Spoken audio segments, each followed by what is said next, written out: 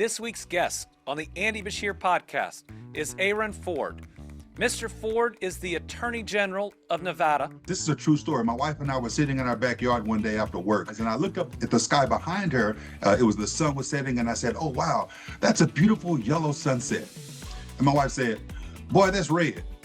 And I said, "No, I know my colors. That's a yellow sunset I'm looking at." She says, "No, you don't know your colors. That's red." So we giggled a little bit, and suddenly something told me, Andy, to just turn around for a second and look at it from her perspective.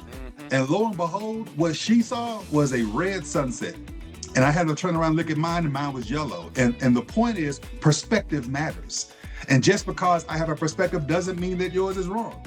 In fact, I learned then that the sky was big enough for both of us to be right and for both of us to be wrong at the very same time. And that has to be the healthiest conversation example with the spouse that I think I've ever heard somebody be able to provide.